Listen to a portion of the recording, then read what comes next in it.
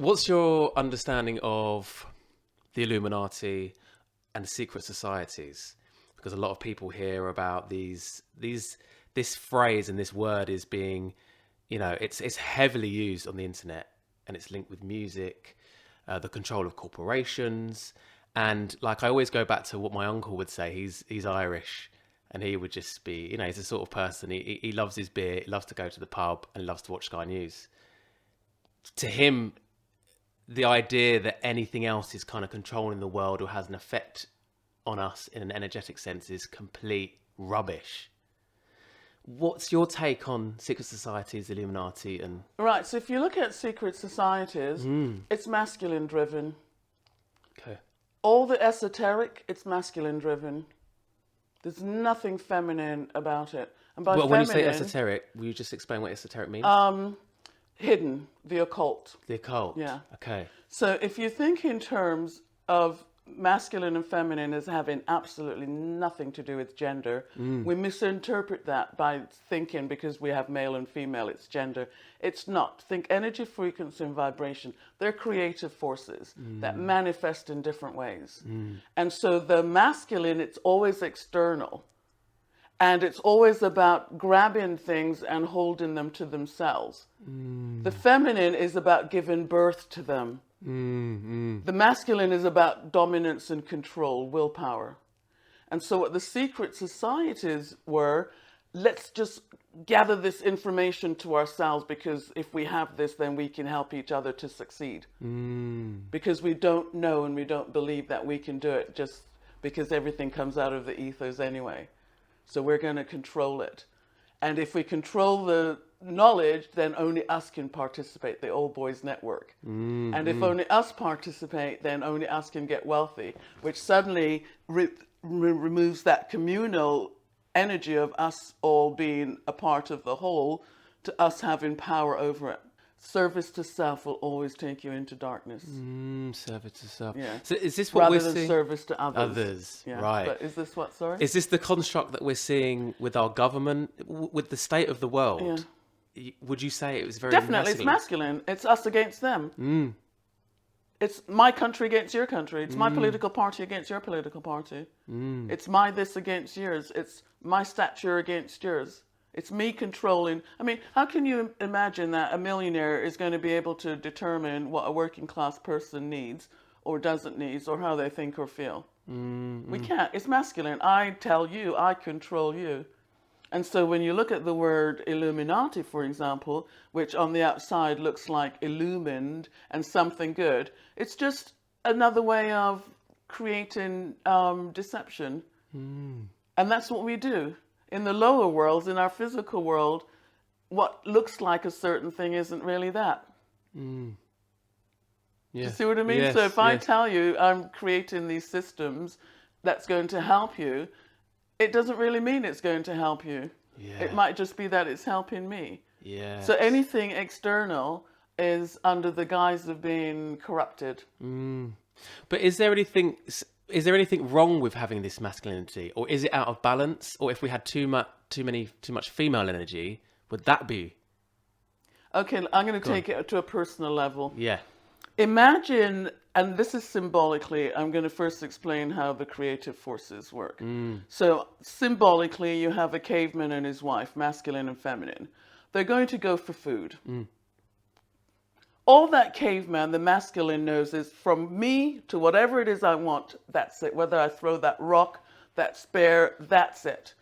The feminine, that's receptive, intuitive, feeling, heart.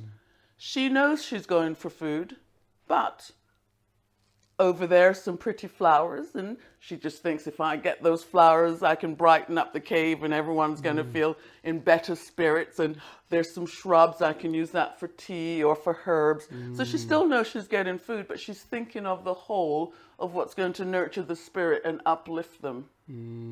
The masculine energies just get it done. The end result. All the things that add up to the totality of the being is completely negated. And so within all of us, we're coming to this place of balancing our own masculine and feminine.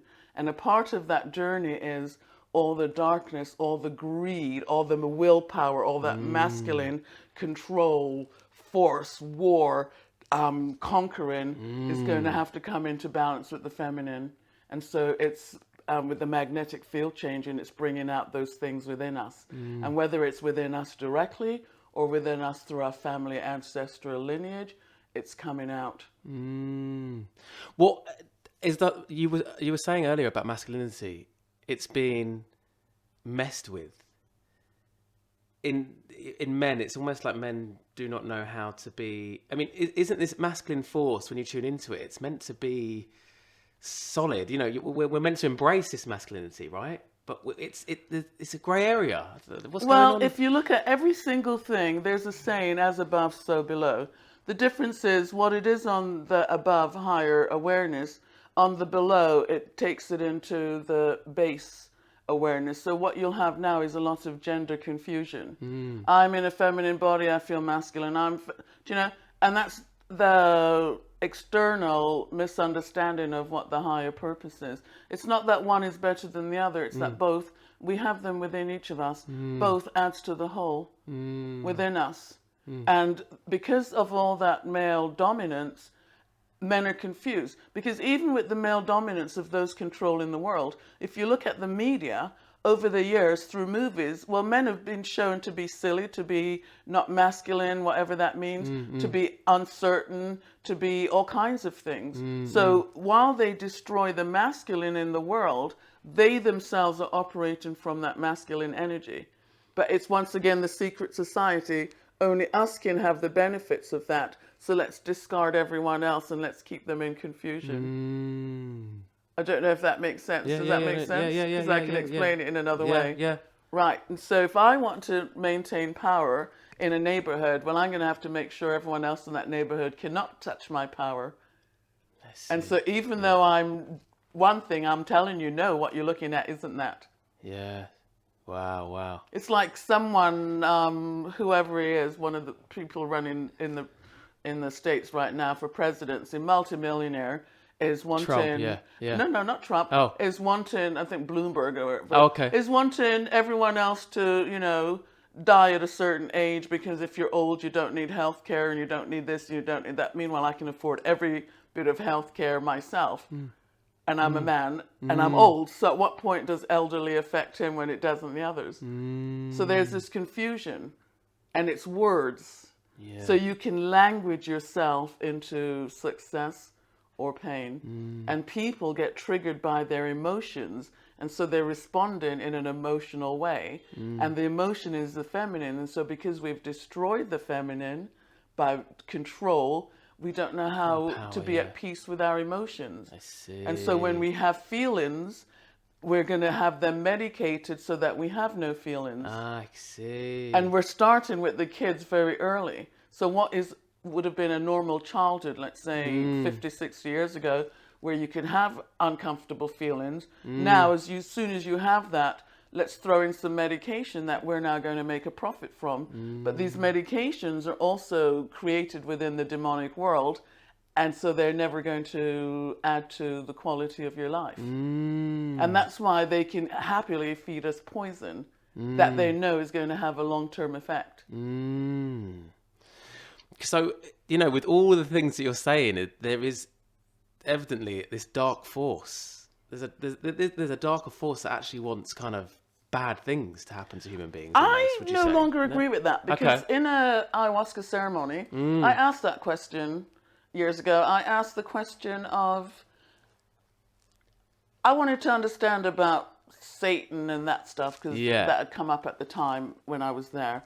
And I asked her, and her response, but at the time I kind of didn't understand, was the satanic forces is a neutral force that brings out what's within people. And so if you don't have greed and control and dominance and those things in you, you're not going to be receptive to them. But if they're in you, it's going to come out at some point because this is where we are on the planet at this time. Some would say that these satanic forces and what happens in in those realms are quite with rituals. It's very dark stuff. Right. So what So- rituals do is Yeah. rituals are trance inducing. Any ritual will put Yeah. you in a trance. Okay. And when you're in a trance, you're no longer fully in control of your thinking capacity. You've now hit a point and a place of non-physical awareness and consciousness fields. Okay. And if the intention are for the darker ones, because of power and greed and control, that's what you're going to tap into. If they're of the lighter ones of self-awareness and that's what you're going to tap into. Because there is nothing but consciousness fields. And so through my intention, if I want someone, let's say I'm at work and there's a position up and I don't want anyone else to get that, well, I'm going to be sending out negative energies to the other person. And if I go into that ritual state and creating whatever that conjuring stuff is that they do, I'm going to be locked into where I'll receive the information from that level of consciousness, which is a low vibration. So it's not based on heart love and it's not based on the goodness of everyone, but it's based on a personal response to greed and power. And so that's what rituals will do. It'll create a trance state. After you saying that, should we be leading from the heart? No, we should be breathing fully in our body. Breathing. If we think that we should lead from the heart, that's also the masculine wanting to think how things should be. Right. Yeah. Okay. So just breathing within the body. Yeah. You might have remembered, because I'm sure I probably did it with you, that I did that one breath. Did I do that? Yeah. And did you see how the answers came to you? Yeah. And did you see how you felt calm and it was safe to be in your body? Yeah. That's your breath. And I was very present. Yeah. So things That's just it. came straight into my Right. mind. I didn't have to think. But then imagine when we're not comfortable in our own body, then we can't actually access that information, and then that masculine mind comes in, that everyday brain states, masculine, will, power, control, survival. It comes in and tries to create from that surface level what it thinks it should. But why is the world that we're living right now so messed up? It's so overturned. There's so many lies and It was just the accumulation of everything that's gone before in the cycle, as the cycle is changing to the new. There's a sacred geometry symbol, the Vesica Piscis, which is like two circles that are pulling apart. Are you familiar with that? no. It's two circles, Yeah. and then there's just the center bit where they're connected. Yes. But it's like one's going that Yeah. way. Well, what's happening is we're ending a cycle, and so we're in that middle bit. Okay. And some people are recycling back into the old because they're Yeah. still into the anger, Yeah. me, Yeah. us against them. Yeah. And others are like, you know what, I want a better life, I want to feel better, I want this, that, and the other, and they're moving into the new. I see. You And get so a choice. That's what the obviously. shift is. There's always a choice. Mm. There's always a choice. And there's always temptations, because that's the human response to life. Because all of our thoughts are collective. Yeah. I mean, sometimes you might discover out of the blue this thought comes in. It's like, wow, where did that come from? It's not even how I think and feel.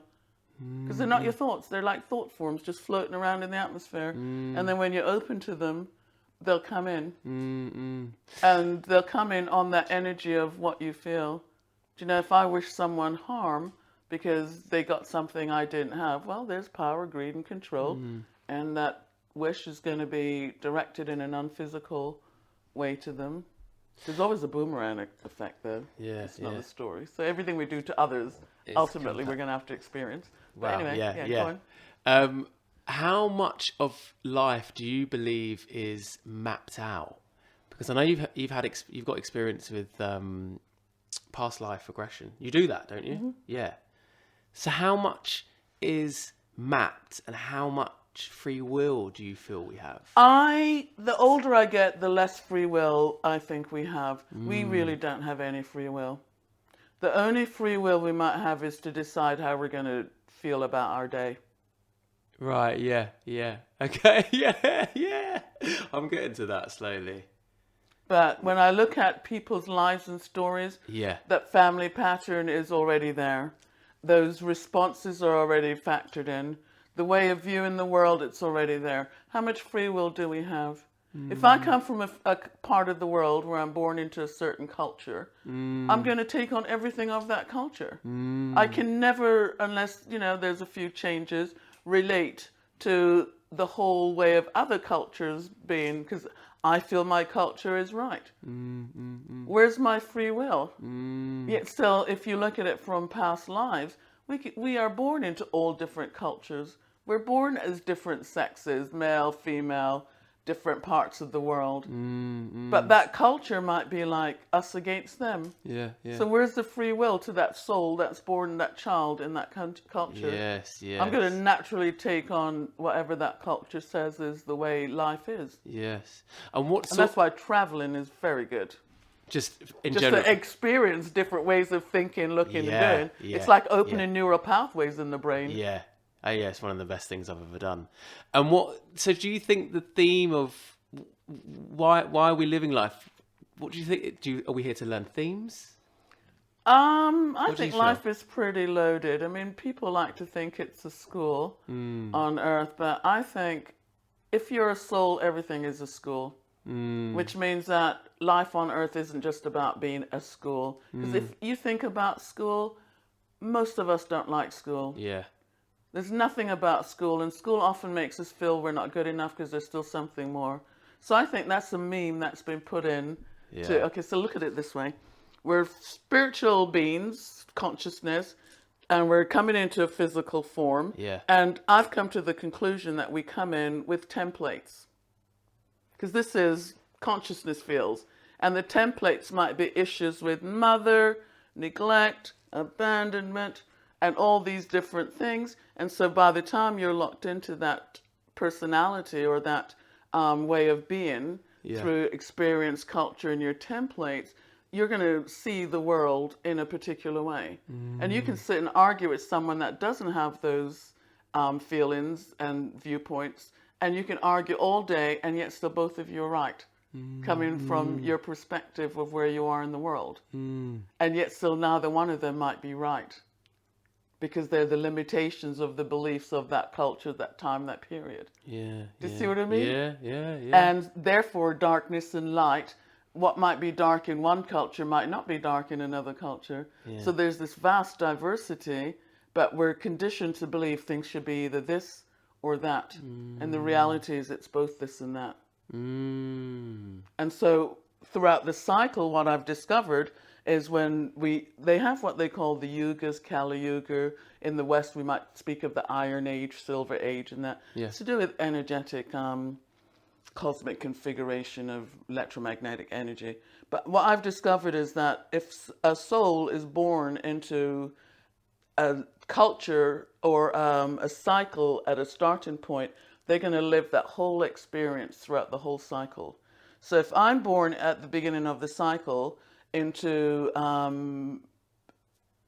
abuse of power, well, I'm going to live throughout that whole cycle, or my soul will have different aspects and experiences all around abuse of power.